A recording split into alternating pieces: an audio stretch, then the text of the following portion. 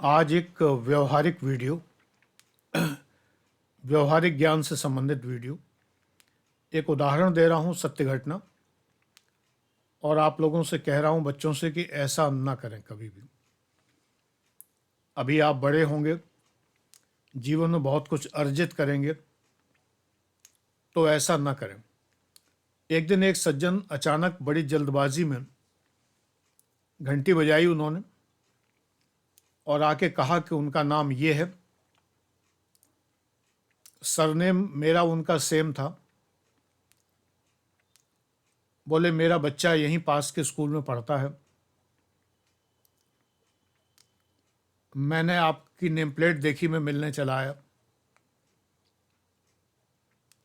और उन्होंने प्रतीक्षा भी नहीं की कि मैं कहता कि अंदर आइए वगैरह, वो सीधे अंदर आ गए। ड्राइंग रूम में आकर बैठ गए। अब इतनी बड़ी कोठी तो है नहीं हमारी कि बीच में बहुत सारे गलियारे हों, लॉन हो। सीधे दरवाजे से जो आता है सीधी एंट्री ड्राइंग रूम में ही होती है, छोटा सा मकान है। खैर कोई बात नहीं, बैठे।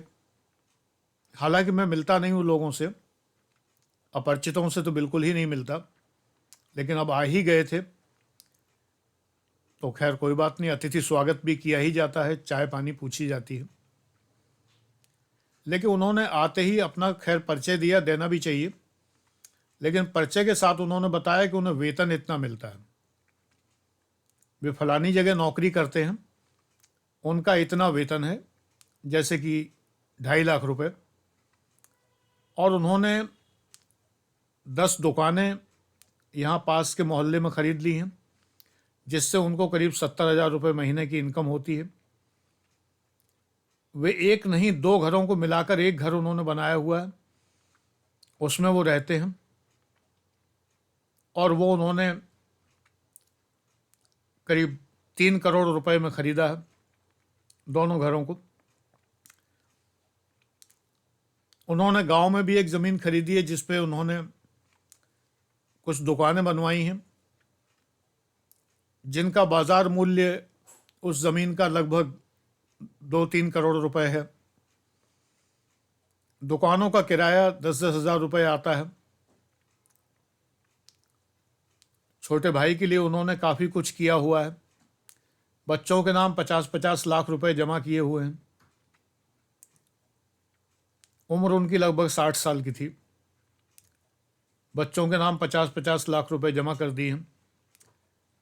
बेटी विदेश में सेटल है, दामाद विदेश में सेटल है, उसको इतनी तनख्वाह मिलती है। उसने इंडिया में अपना अकाउंट खोला हुआ है और उसमें इतने करोड़ रुपए जमा हैं। इस बीच में फ़ोन आता है, उनकी पत्नी कहती है मैं गाड़ी में बैठी इंतज़ार कर रही हूँ, आप तुरंत आइए। आप कहाँ रह गए? बोले कि मैं यहाँ बैठा हूँ दीक्षित जी के यहाँ। तो उनकी पत्नी ने उनको बड़े डांट के कहा, कौन दीक्षित जी, कहाँ के दीक्षित जी, किसके यहाँ चले गए? इसके बाद उन्होंने कहा कि मैं आ रहा हूँ, क्योंकि वो आवाज़ सुनाई दे रही थी। बाय द वे वो स्पीकर ऑन हो गया था। फ़ोन कई बार आ लिया क्योंकि वो गाड़ी में इंतज़ार कर रही थी, ट्रैफिक जाम था। इस बीच में चाय आ गई, चाय वाय पी के वो तुरंत वो भागे। अपनी पूरी संपत्ति, पूरी एसेट्स, पूरी बैलेंस शीट, पूरे बही खाते सब बता के और चले गए। एक बात उन्होंने और कही कि वो अपनी बिटिया, उनकी बिटिया जो है वो आईएएस की तैयारी कर रही है, उसको मिलवाएंगे। वो फलानी कोचिंग में, दिल्ली की फलानी कोचिंग में पढ़ रही है, आपका बड़ा नाम सुना था, आपसे ज़रूर मिलवाएंगे।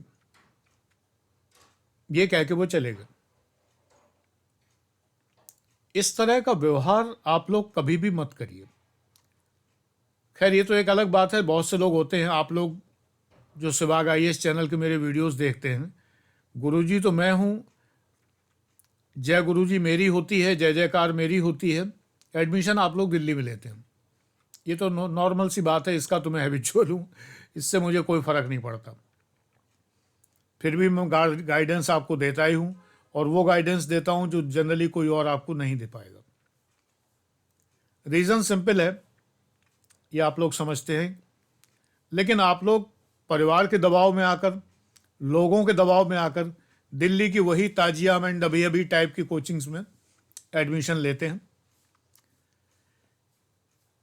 ये आपकी मजबूरी है, तो इस बात के लिए मुझे कुछ बुरा नहीं लगता। लेकिन अपरिचित व्यक्ति को पहली मुलाकात में अपने सारे, हम कहते हैं पहली क्या आखिरी मुलाकात भी हो, तब भी जो है अपने बैलेंस शीट और अपनी आय के बारे में, अपनी एसेट्स के बारे में नहीं बताना चाहिए। ऐसा आप लोग मत करिएगा कभी भी।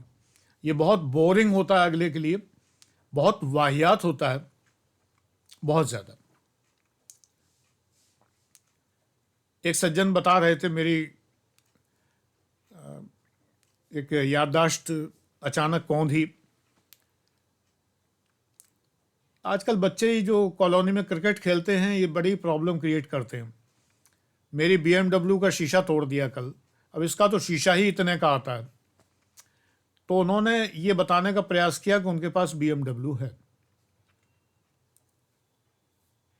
जिन्हें ना पता हो उन्हें बता रहा हूं कि बहुत महंगी कार है, करोड़ों की कार है।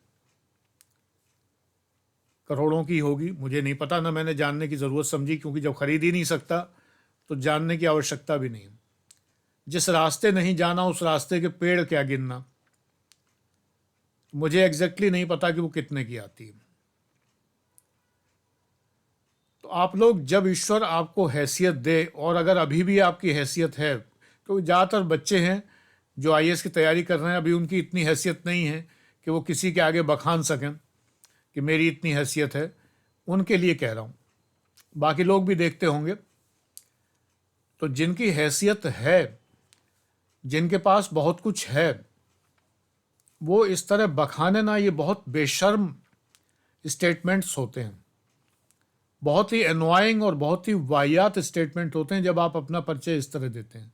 अरे कुछ दूसरे की सुनिए, कुछ दूसरे से भी पूछिए, उसके बारे में पूछिए, बाल बच्चों के बारे में पूछिए, बाल बच्चों के बारे में बताइए।